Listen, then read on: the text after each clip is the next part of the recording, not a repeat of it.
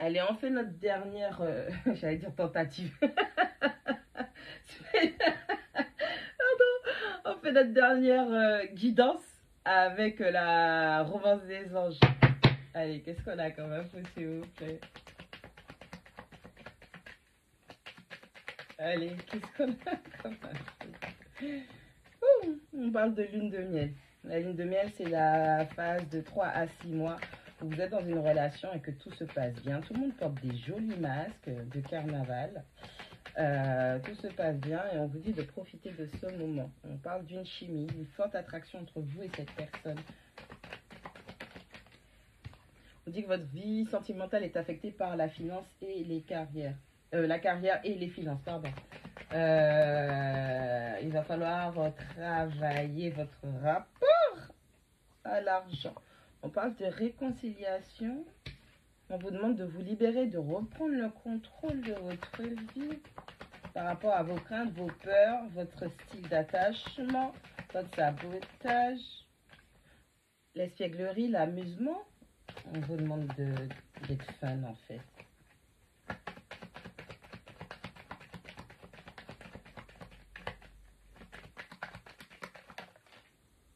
On vous demande de rester optimiste pour votre vie sentimentale. On parle d'un nouvel amour.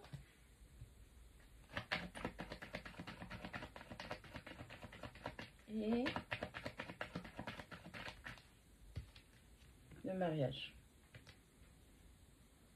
Gardez l'esprit ouvert. Bon, il y a une nouvelle personne qui vient, mais avant qu'elle arrive, genre il y a un impératif, tu vois.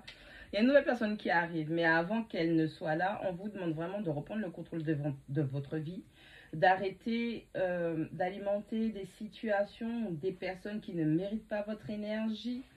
On vous dit qu'il faut vraiment reprendre le contrôle de votre vie, de vous libérer de votre toxicité, de votre style d'attachement, parce que c'est quand même une licorne qui est attachée.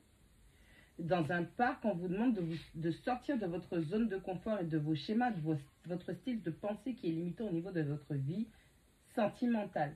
On vous demande d'utiliser des affirmations et des pensées positives. Vous devez y croire en plus et ça vous permettra d'être de plus en plus optimiste pour votre vie sentimentale. Pour l'instant, votre vie sentimentale est affectée par le travail et l'argent. Donc, il y a des impératifs terrestres que vous devez régler avant de vous focus sur le sentimental. Libérez-vous, nettoyez vos énergies. Il va falloir avoir beaucoup de légèreté parce qu'il y a quelqu'un qui vient vers vous. C'est une personne que vous connaissez déjà. Alors, ça peut être un ex qui revient, mais j'en doute. Elle n'est pas sortie. Mais c'est surtout, pour moi, hein, c'est une personne de votre passé ou comme une âme sœur, quelqu'un que vous avez déjà connu. Restez positif, ayez confiance en la situation et permettez-vous d'explorer cette légèreté avec cette personne.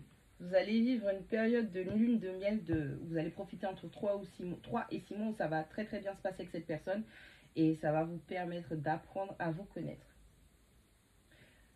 Il y aurait une très très forte attraction avec cette personne.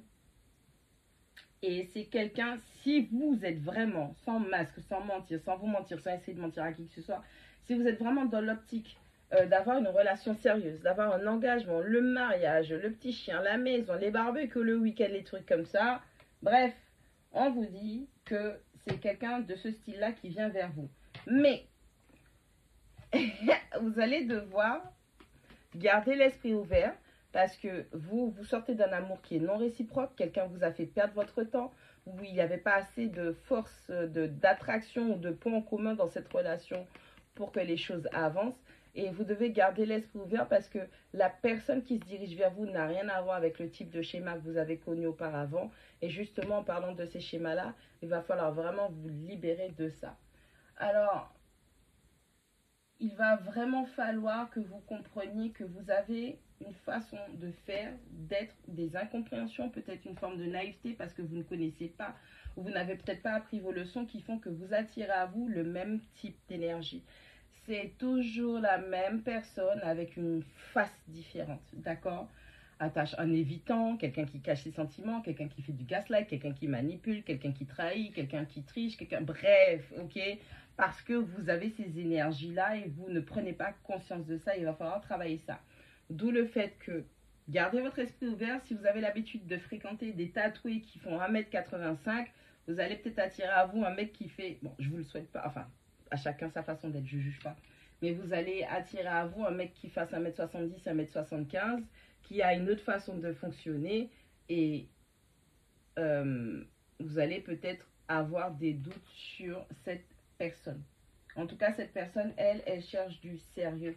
C'est le type d'énergie que je vois qui se dirige vers vous, mais il va vraiment falloir que vous repreniez le contrôle de votre vie, le contrôle de votre mode de pensée pour ne plus rester dans le même type d'énergie. Ok? Libérez-vous, travaillez sur vous, guérissez-vous.